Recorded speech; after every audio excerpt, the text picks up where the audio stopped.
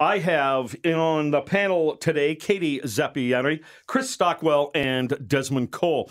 For years, no means no has been the benchmark for negotiating sex on campus, and it hasn't worked. Erin Anderssen wrote a column where she took a look at the confusion students face when it comes to consent, a new twist on an old strategy. The Globe and Mail is saying now there are those who say maybe we go from no means no to yes means yes. You have to get a declarative yes.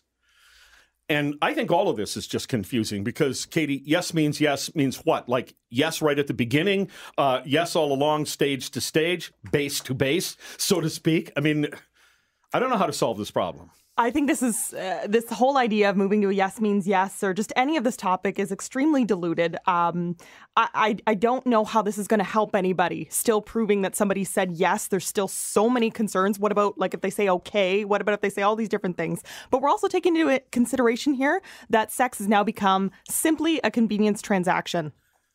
Whoa. Okay, I want you to expand on that. Well, thank you, Jerry. This whole concept, the no means no, yes means yes, isn't it sad that we don't know if somebody is consenting to sex? I think that's strange. I think that's absolutely strange. Is that because there's too much casual sex? We have all these apps like Tinder, and you can just go meet anybody for all these random hookups. That so many blurred lines are happening that are questioning the values of and the morality of sex. All right, you are the founder and CEO of Make Your Mark. You work with young people. What do you say to young ladies, young girls on this topic? Yeah, well, I think even before we start going to the sex point, maybe we should be looking at the drugs and the alcohol that are influencing poor judgment in these situations. We should be more proactive in encouraging young people to be responsible at parties while using these substances. Now, see, I know from long and bitter experience that you'll hear from people who are saying now you're blaming the victim. Yes. And you know what? I don't think that's fair. I think that any parent would want to raise a child to be smart in situations and make positive choices that are going to help them make better choices as the night goes on.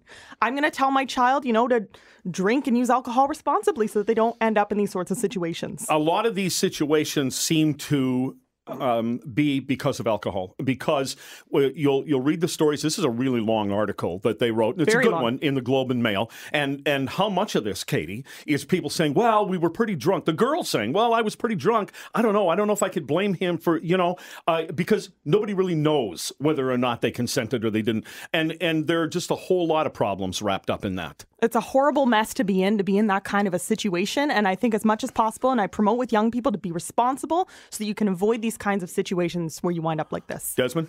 Yeah, I actually agree with a lot of what Katie is saying, particularly around the influence of drugs and alcohol.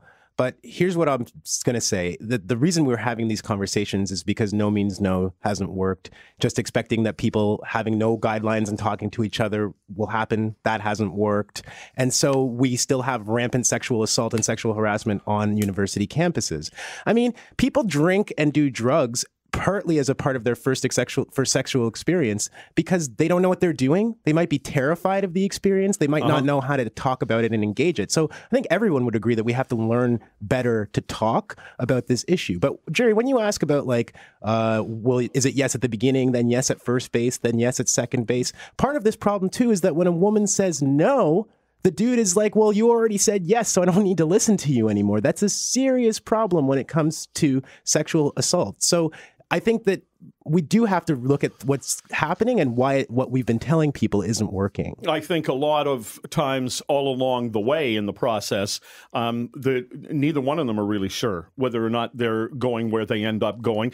There are guys in this article who talk about the next morning thinking, did I really do the right thing by her? They are good guys, but they were drunk. So was the girl. And both of them afterwards are saying, I don't know if we should have done that. That's not sexual assault. That's just two people not acting responsibly. I don't know if we should have done that, though, is different than I asked you not to, and then you pressured me, and then we did it anyway, right? Jerry, those are very distinct circumstances. You're kind of the same vintage as me. I never really had any difficulty knowing when no meant no, and I had no difficulty knowing when no meant no way more often than yes meant yes, if you know what I mean. So I think people are using this as a huge excuse.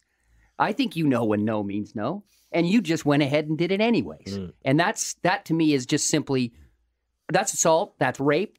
I don't want to listen to your crap. You know when no means no. Now, if you people are so drunk and way beyond the pale, okay, there may be an issue there, but I'm with you. I raised a daughter, and I made it very clear to her many times. Alcohol is fine in portions, small portions. Don't put yourself in this position. Well, I was probably looked after from the fact, looking back on it, I didn't have trouble in this issue because there wasn't a lot of yes. But I would say the culture, and to go along with that, Jerry, though, the culture has shifted. The culture is supporting this kind of lifestyle and partying. The hookup lifestyle. The hookup lifestyle. I'm with you, Jerry. There weren't a lot of yes.